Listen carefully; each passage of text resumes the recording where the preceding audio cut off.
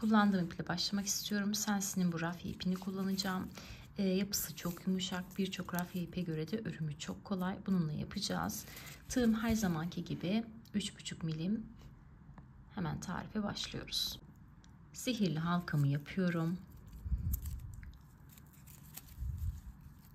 İpimi sabitliyorum. Ardından da halkamın içerisine gevşek bir şekilde 8 tane sık iğne yapıyorum.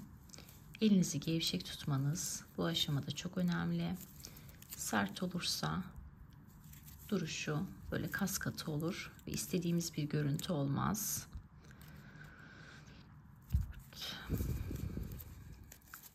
5, 6, 7 ve 8. 8 tane sık iğnemi yaptım. Şimdi halkamı daraltıyorum. Umarım koparmadan daraltabilirim.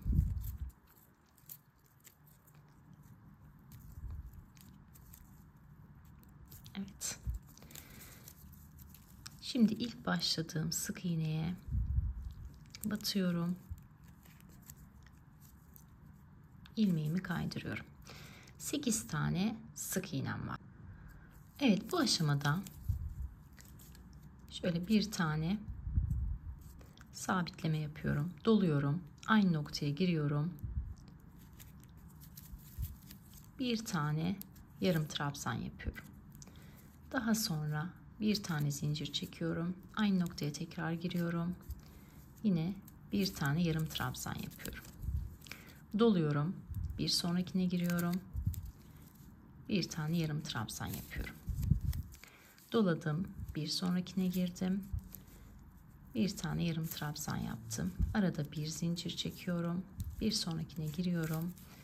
Bir tane yarım trabzan yapıyorum. Bakın, birine çift batıyoruz, birine tek, birine çift, birine tek şeklinde sıramı devam ettiriyorum. Tekli yarım trabzanımı yaptım. Bir sonrakine giriyorum. Tekli yarım trabzanımı yapıyorum. Bir zincir çekiyorum. Aynı noktaya giriyorum. Bir tane daha yarım trabzan yapıyorum. Doluyorum. Bir sonrakine giriyorum.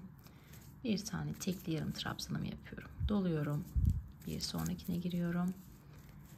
Bir tane çift yarım trabzanımı yapıyorum. Bakın, bu şekilde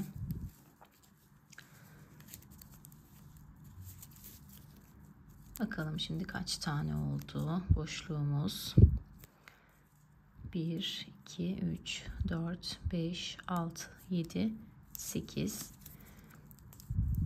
8 tane oldu boşluğum. İlk başladığım noktaya giriyorum. İlmeğimi şöyle kaydırıyorum. Bir tane sabitleme yapıyorum. Ardından şu ilk başladığım noktadaki bir zincirlik kısma kadar kaydırıyorum ve yine bir tane zincirle sabitliyorum. Sıramı bu şekilde tamamlıyorum. Evet, bir üst sıradayım. Doluyorum. Çiftli bulunan kısımdayım. Bakın. Yine bir tane yarım trabzan yapıyorum.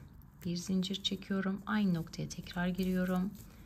Bir tane yarım trabzan yapıyorum. Bir sonraki boşluğa giriyorum. Bir tane yarım trabzan yapıyorum. Doluyorum. Bir sonraki boşluğa giriyorum.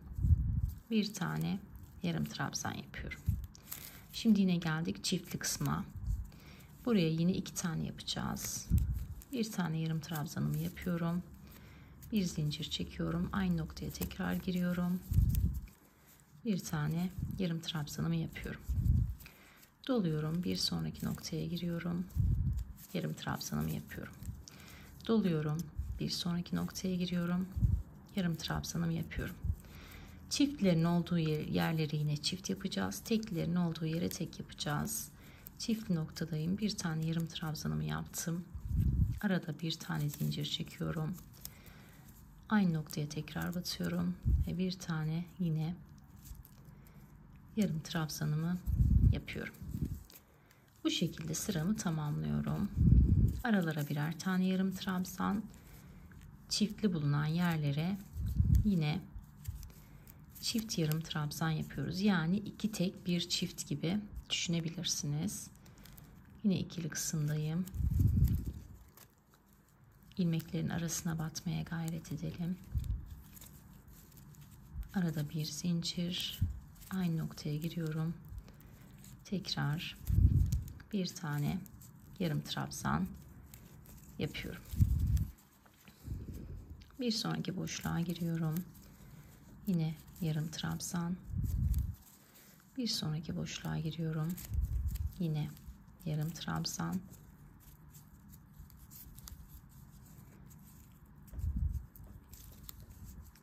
Yine geldim sıra başına. Kaydırarak orta noktaya geliyorum ve sabitliyorum. Bu aşamalarda yığılma olabilir. Hiç merak etmeyin. Daha sonraki sıralarda düzelecektir. Evet, 4. sıradayım. Yine çiftli kısımdayım. Yine buraya bir tane yarım trabzan yapıyorum. Bir zincir çekiyorum. Aynı noktaya tekrar bir tane yarım trabzan yapıyorum. Daha sonra doluyorum. Bir sonraki boşluğa giriyorum. Bir tane yarım trabzan yapıyorum. Doluyorum. Bir sonraki boşluğa giriyorum. Buraya bir yarım trabzan yapıyorum. Arada bir zincir çekiyorum. Aynı noktaya tekrar bir tane yarım trabzan yapıyorum. Bir sonraki boşluğa giriyorum. Yarım trabzan. Bir sonrakine giriyorum. Bir trabzan artı yine bir zincirle bir trabzan yapıyorum. Yani bu sırada bir tek bir çift şeklinde, yani bir tane tekli trabzan, bir tane ikili trabzan şeklinde sıramı devam ettiriyorum. Bakın yaptıkça da şöyle elimle açıyorum. Şimdi sıramızı bu şekilde tamamlayalım. Evet, geldim sıranın sonuna. Yine şöyle trabzanın tepesine batıyorum ve ilmeğimi kaydırıyorum. Bulunduğum noktadan bir zincirle yukarı çıkıyorum. Doluyorum. Bu noktaya bir tane yarım trabzan yapıyorum. Doluyorum. Bir sonraki boşluğa geçiyorum. Bir tane yarım trabzan yaptım. Bir zincir çekiyorum. Aynı noktaya tekrar bir tane yarım trabzan yapıyorum. Doladım. Bir sonraki boşluğa giriyorum. Yarım trabzan. Bir sonraki boşluğa giriyorum. Yarım trabzan. Bir tane çift, iki tek şeklinde sıramıza devam edeceğiz. Çiftlerin ortasına yine çift yapıyoruz. Arada bir zincir. Gördüğünüz gibi. Diğerlerini de şöyle tek batıyoruz.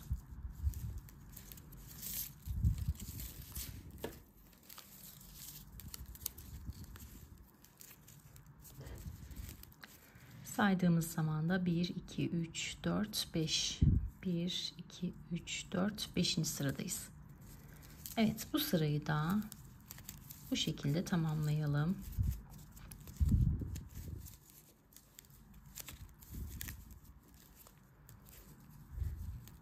Ördükçe de böyle elimizle esnetirsek çok güzel bir duruş elde edebiliriz. Evet, bir üst sıradayız. Yine çiftli kısımdayız. Giriyorum. Bir çiftimi yapıyorum. Arada bir zincirimi çekiyorum. Aynı noktaya tekrar giriyorum. Yine bir tane daha trabzan yapıyorum. Doluyorum. Aralara batarak bu V'li noktaya kadar, çift noktaya kadar 1,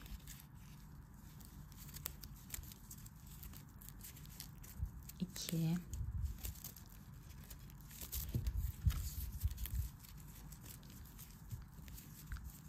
3 tane tek yapıyorum. Geliyorum çiftli noktaya.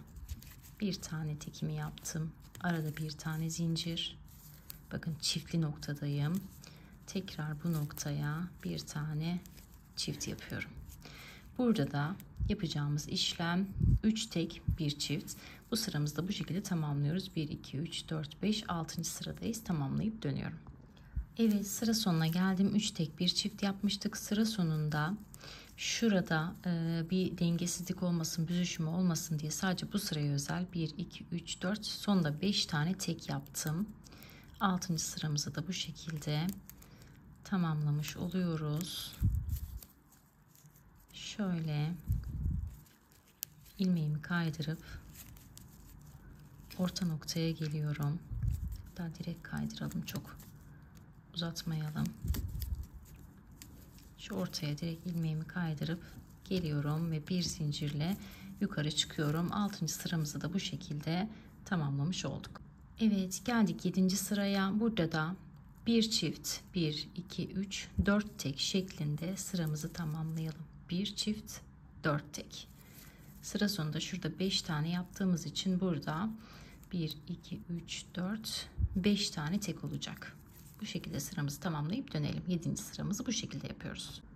Evet, 8. sıradayız. Burada da yine çiftlere çift batıyoruz. Arada da 1, 2, 3, 4, 5 tane tek yapıyoruz. Bir tane çift yapıyoruz. Bu şekilde sıramızı tamamlıyoruz. 5 tek 1 çift şeklinde. Bazılarına 6 da denk gelebilir. Çok önemli değil. Önemli olan sayıyı çok aşmaması. 5 veya 6 tek olabilir. Ama onun dışında çok fazla değişiklik olmasın. Bu şekilde sıramızı tamamlayalım. Evet, 9. sıradayız. Yine köşelere çift batıyoruz. Aralarda da 1, 2, 3, 4, 5, 6 tane tek olacak. 6 tek 1 çift şeklinde sıramızı tamamlıyoruz. 1, 2, 3. Yaptıkça da şöyle elimle düzeltiyorum. 4, 5 ve 6. 6 tane tekimi yaptım. 7.'ye bir tane tekli trabzan yapıyorum. Arada bir zincir. Aynı noktaya tekrar giriyorum ve bir tane daha yapıyorum. Yani şu görüntüyü elde etmemiz lazım. Bir çift 6 tek, bir çift şeklinde sıramızı bu şekilde tamamlayalım. Bu 9. sıraydı. 9. sırayı bu şekilde tamamlıyoruz. Evet, en son 11 sırada tamamladım ben. 8 tek bir çift şeklinde sıramı tamamladım. Şöyle bakın, bir de üzerinden ütü geçtim. Santim olarak da sizlerle paylaşacağım. Burada eğer böyle bir görüntü elde ettiyseniz sayınız çok da önemli değil. Santim olarak da söyleyeceğim şimdi. 24 santim oldu benim şu an tabanım. 24 santim bulduysanız 23 santim de olabilir, 22 santim de olabilir. Yani 1-2 santim çok da önemli değil. Burada önemli olan bu santimi yakalamanız, yani 24 santim civarına yakın olmanız. Bir de sayılarınızın çift sayı olması. Çünkü yukarıda böldüğümüz zaman kol detaylarını yaparken çift sayı olması gerekiyor. Onun dışında hiçbir sorun yok. Şimdi bu bulduğumuz ulaştığımız trabzan sayısını hiçbir artırma eksiltme yapmadan yukarıya doğru düz bir şekilde örerek gideceğiz. Hemen göstereceğim. Bakın, bulunduğum noktadan giriyorum. Yarım trabzanımı yapıyorum. İlmeğimi alıyorum. Bir sonrakine giriyorum. Yarım trabzanı yapıyorum. Bundan sonra geniş örmeye gayret edin. Bakın, bir sonraki çift kısma girdim. Yine yarım trabzanımı tek şeklinde yaptım. Doladım, bir sonraki boşluğa girdim. Tek şeklinde yaptım. Burada bütün trabzanlarımızı artık tek örüyoruz. Yapmamız gereken tek işlem bu. Ve bu aşamada lütfen elinizi gevşek bırakın. Eliniz sıkı olmasın. Bu çok önemli. Eliniz sıkı olursa modeliniz dökümlü durmaz. Çantanın en önemli özelliği dökümlü durması. İstediğimiz şey bu duruşu yakalamak. Siz de buna gayret ederseniz hiçbir sıkıntı olmaz. Bakın, bu şekilde geniş geniş, elimizi geniş tutarak gördüğünüz gibi örgüyü örüyoruz. Yukarı doğru ulaştıkça zaten çanta formunu alacak. Şimdi ben belli bir mesafede öreceğim. Daha sonra ne kadar ördüğümü sizlerle paylaşacağım. Gördüğünüz gibi bakın, esnek esnek örüyorum. Elimi sıkmadan, ördükçe de şöyle elimle düzeltiyorum. Ve bakın duruşumuz gayet şahane oluyor. Işıktan dolayı şu an renk farklı görünebilir. Ama çok güzel kahve ve krem tonlarından oluşan bir renk.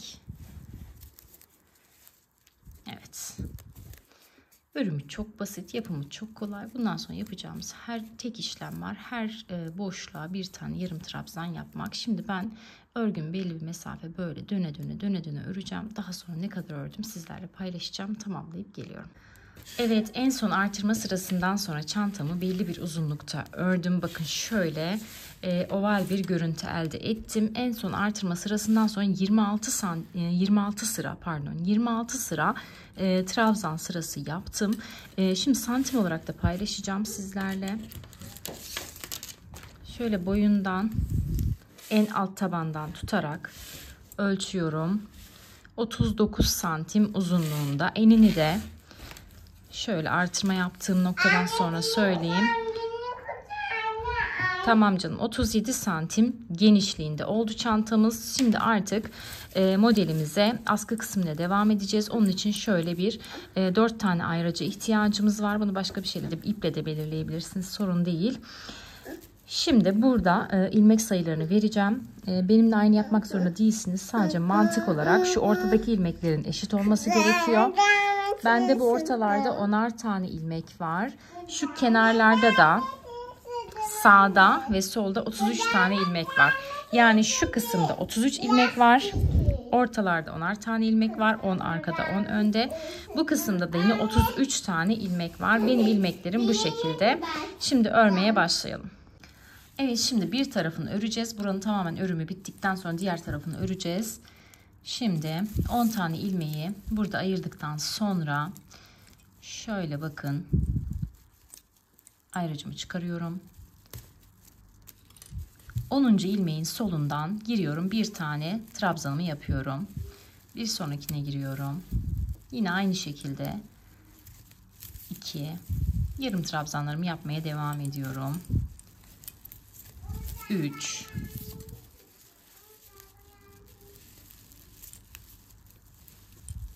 4. Bakın bu şekilde trabzanlarımı yaparak diğer ayraç noktasına kadar geleceğim. Bakın şu noktaya kadar trabzanlarımı yapacağım. Şimdi ben bir sıramı tamamlayayım.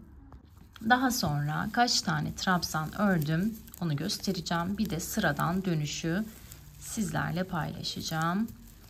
Şimdi sıra sonuna kadar tamamlayıp dönüyorum. Evet, ayracın olduğu noktaya kadar geldim. Şimdi çıkarıyorum bu noktada ayracımı. Şöyle saydığım zaman 34 tane ilmeğim oldu. Şimdi hemen dönüşümü yapıyorum.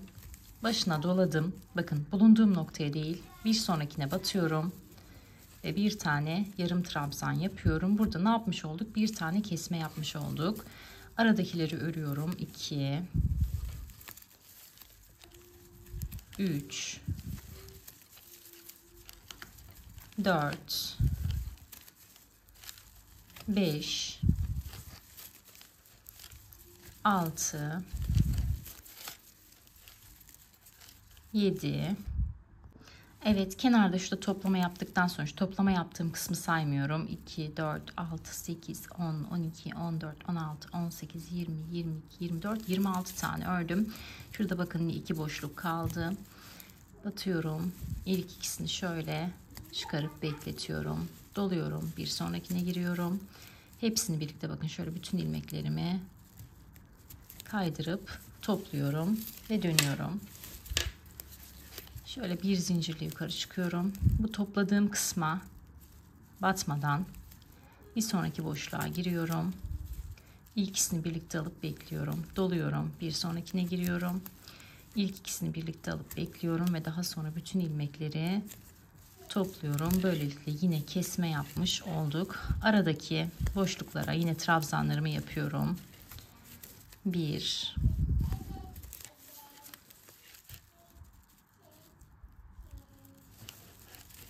2 3 sıra sonuna kadar, şurada 2 boşluk kalıncaya kadar yine öreceğim. Daha sonra görüşeceğiz.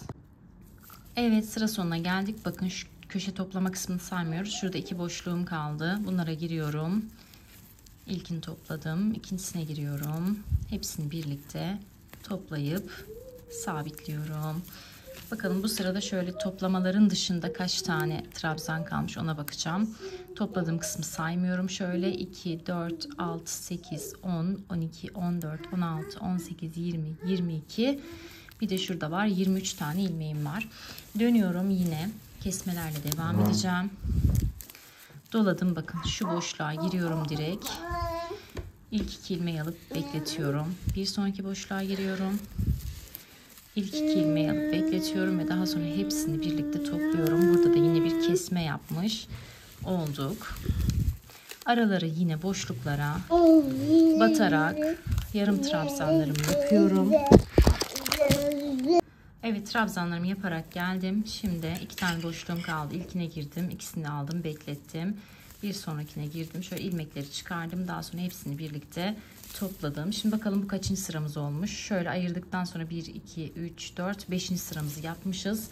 5. sırada şu kenarları saymıyoruz, topladığımız kısımları. Aralarda 2, 4, 6, 8, 10, 12, 14, 16, 18, 20 tane ilmeğim kalmış. Şimdi dönüyorum. Yine aynı şekilde ilk boşluğa girdim. Bekletiyorum. Bir sonrakine giriyorum. Bekletiyorum. Daha sonra hepsini birlikte topluyorum. Şu an 1, 2, 3, 4, 5, 6. sırayı yapıyoruz. Araları yine öreceğim. Sonda şurada 2 tane ilmek kalıncaya kadar. Daha sonra burayı yine birlikte yapacağız. Evet, şimdi geldim sıra sonuna. Yine 2 tane boşluğum kaldı. Bunları da yapıyorum. Şöyle ikisini topluyorum. Bir sonrakine giriyorum. Bunu da şöyle uzatıyorum. Hepsini birlikte alıyorum ve sabitliyorum. Şimdi dönüyorum. 6 sıra yapmış olduk.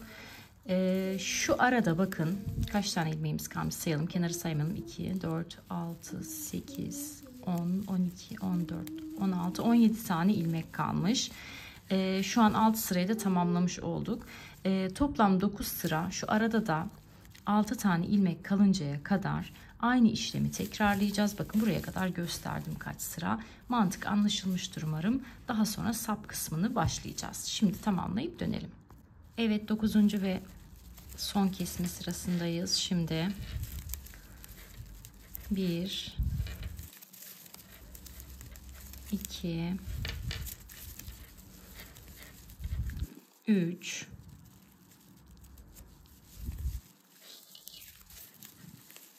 4, 5,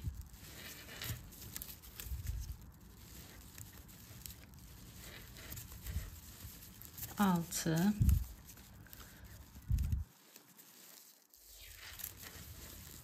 7, 8. 8 tane arada normali ördüm. Sondan da şöyle bir sonrakine giriyorum. Bir sonrakini de şöyle yine başta yaptığımız gibi yapabiliriz. Onu da göstereyim. Şöyle yine toplayıp daha sonra üçünü de birlikte de alabiliriz. Yani o çok sorun değil. Zaten birleştirme yapacağız. Şimdi bakın şu kenar ilmeklerinden sonra dönüyoruz bir üst sıraya. Şu topladığım noktayı geçiyorum. 1, 2, 3, 4, 5, 6, 7,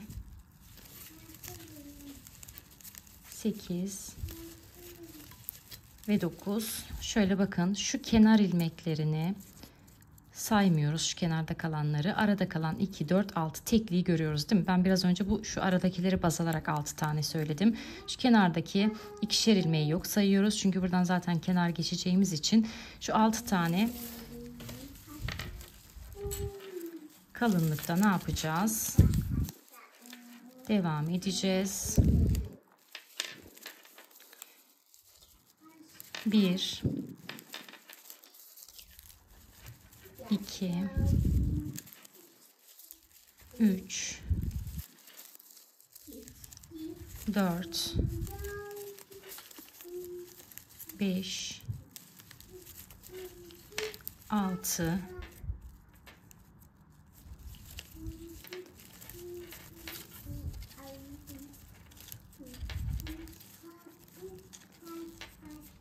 'Şu şekilde bakın, şurada kenar olacak. 2, 4, 6 tane ortada olacak. Bir tane de şuradan yine kenar yapıyoruz.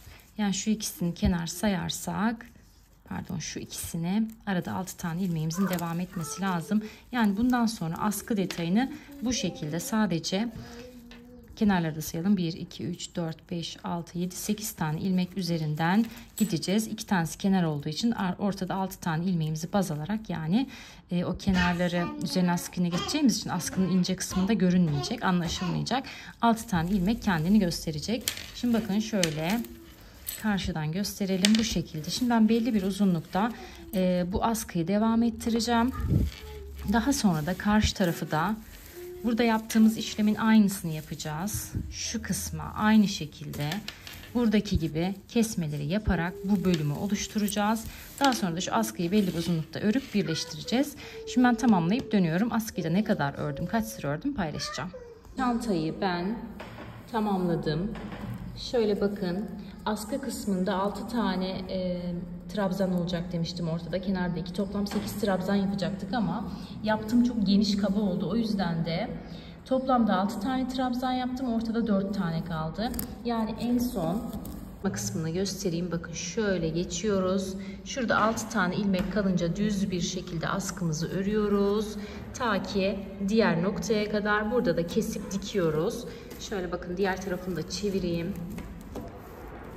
Evet, bu şekilde.